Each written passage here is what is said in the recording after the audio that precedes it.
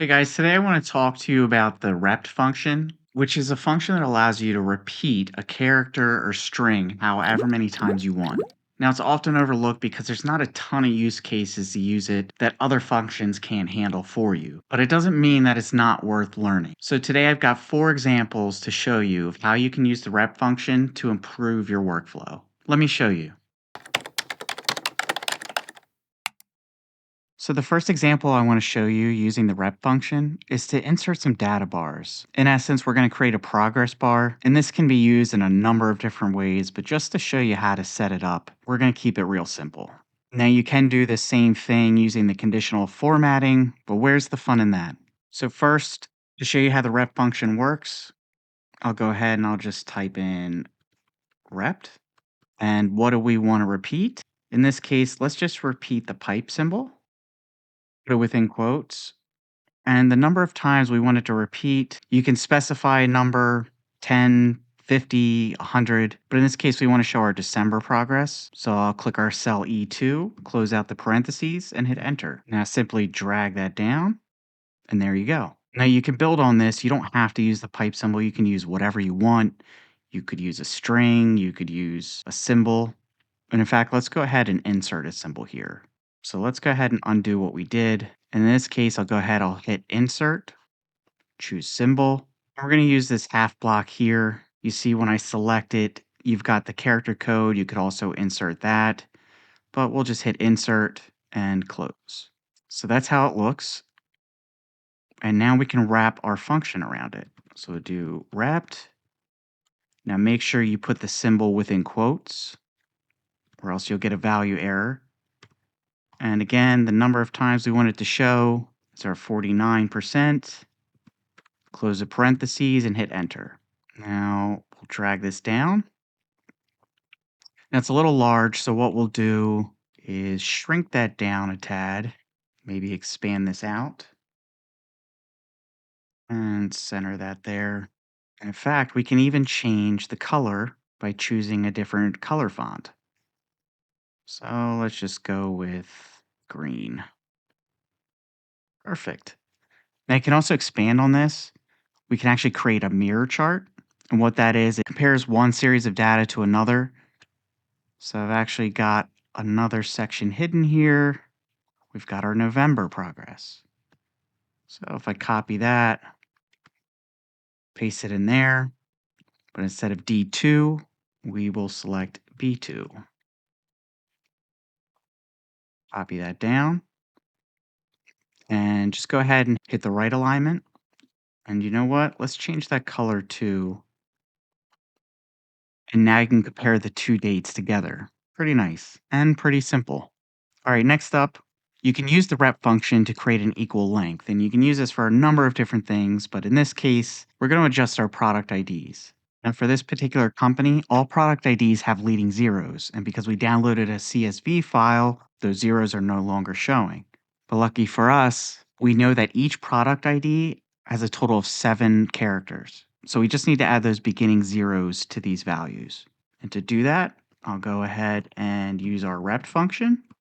And what do we want to repeat? We want to repeat zeros. But to make this more dynamic, instead of just changing the number of zeros we want to add for each one, we'll go ahead and do 7 minus the length function of our project ID. So what it's doing is it's taking 7 zeros minus however many numbers we already have existing. I'll close that out, use the ampersand, and we're going to add the project ID to the end. So it's going to give us the amount of zeros that we actually need and then combine that with the current project ID. So hit enter and we'll drag that down, copy it, and paste it. There you go. Next up, we can do some conditional formatting, but not in the sense that you would normally think to use it. So we've got these movie IDs, we've got how many reviewers there were, we've got an average rating, and in here I've got a drop down to select what the average rating was. Now I created these average ratings with a purpose. If I open up the drop down here, you can actually see that they're all a different length. So we've got the worst rating, which is just okay. Then it moves along to best movie ever, which has the longest length. And I did this so we could write a formula that would apply a rating based on the length of the value. So the shorter the value, the worse the rating. Now, this function is going to be a little lengthy, but I hope you understand what I'm doing as I walk you through it. It's a really great way to handle rankings and this conditional REPT function when you're not working with numbers as the values. So the first thing I want to do is we start with our REPT function. Now, I want to insert a star symbol, like a 5-star rating. And normally you could just go ahead and do insert and insert your symbol. But I do want to show you another way to do this. So the star rating I want to use, do you remember the Unicode for our block symbol? Well, the star symbol has a character code of 234. So what I'm going to do is type char 234, which tells Excel that we want to pull that star symbol in, and that's what we want to repeat. How many times? This is where it gets a little tricky. Now, you might be thinking you could use a rank function and we could just rank them based on length, but that's not going to work for this. What we actually have to do is use the sum product function. So we'll do sum product. I'm going to throw 3 parentheses in there because we're going to combine a few functions together. We'll do length, which determines the length of our value. We'll select our first value and lock that in. Close that out. And then we want to do the greater than or equal to. And we want to check if it's greater than or equal to the other lengths within our range. So to do that, we would again use the length function. And this time, we select the whole range. Go ahead, lock those cells in, and close out our parentheses. And we're going to divide that by the count if function. And here we don't actually have to use the length function. We could just copy these values here, paste that there, press our comma, and our criteria is the same. So what this COUNTIF function is doing, it's handling any duplicates. So as you can see, we have pretty good on this second row, and we have pretty good at the bottom. If we didn't use this COUNTIF function, it's not going to give us a rating of 1 through 5. It's going to give each row its individual rating. So go ahead, close out everything, and hit enter. Now we get this weird result here. That's because character 234 is part of the Wingding font family. So let's go ahead and change that to Wingdings. It's actually Wingdings 2. And there you go. So we could see not bad is our second entry here. Gave us a 2-star rating. Finally, drag that down. And we've got our rating system. So as we change it, not bad. Let's go to best movie ever. 5-star rating. We can use the rep function to extract information from a string. Now, if you have a current version of Microsoft 365, you can actually use the text split, text after, text before function, and this makes it a lot easier. But if you don't have that capability in your version of Microsoft, I'm going to show you how to do the same thing with the rep function. But to show you what I mean, let me show you how it looks with the text after function. So we would do text after. We want to select our text. The delimiter would be our comma and space, and the instance number would be a 2 because we got a comma and space right after the rating and another comma and space right after the actor. So what we want to do is pull in this final date. So if I close that out and I get our date. Now, if you don't have the text after function, using the rep function would go like this. Now, this function is going to be a little bit complicated, kind of like the star rating system, but I'm going to try to walk you through it so it makes a little bit of sense. So the first thing we're going to do is use the trim function. And the trim function is going to remove any sort of spaces either before or after our return value.